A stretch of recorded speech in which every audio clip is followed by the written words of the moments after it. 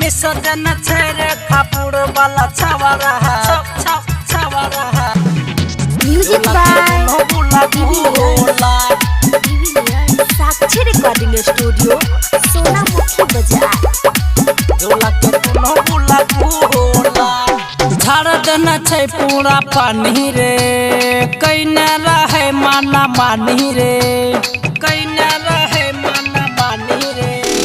झाड़ देना छै पूरा पानी रे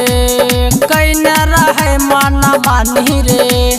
सटा पर घाटा लगैन छै राते पीन रहे दारू फूला मिसदन छै रे खापुड़ वाला छवरा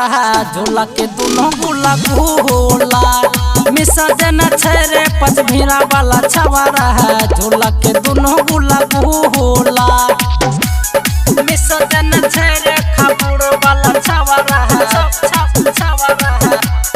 म्यूजिक बाय अब त चढ़ल रहे रे सखी सुन नहयसट जबहा पहाड़ पतली कमर ही लैली त सीधे डाक डलहल कर जबहा पहाड़ डाक डलहल कर जबहा पहाड़ अब त चढ़ल रहे रे सखी सुन नहयसट जबहा पहाड़ पतली कमर ही लैली त सीधे डाक डलहल कर जबहा पहाड़ दर्द करे लागल जवनमा से फेंके लागल बुला बुला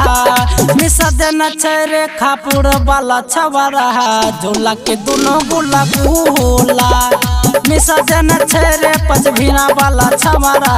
झोला के दोनों गुला गुला मिसदन छै रे खापुड़ वाला छवरा म्यूजिक बाय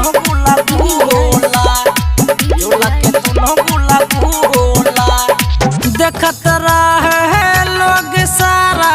लगल हमारा लाजरे राइटर सुनारायण संगे रहे सहचीन राजरे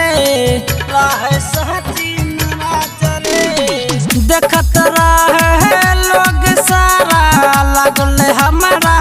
लाजरे राइटर सुनारायण संगे रहे सहचीन राजरे नाच आशीष रहे बरजस प्रेमी सुने के बतिया पूला मिसदन छै रे खापुड़ वाला छवरा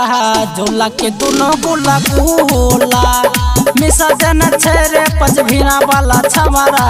झोला के दोनों गुला गुला साक्षी रिकॉर्डिंग स्टूडियो सोनामुखी बाजार।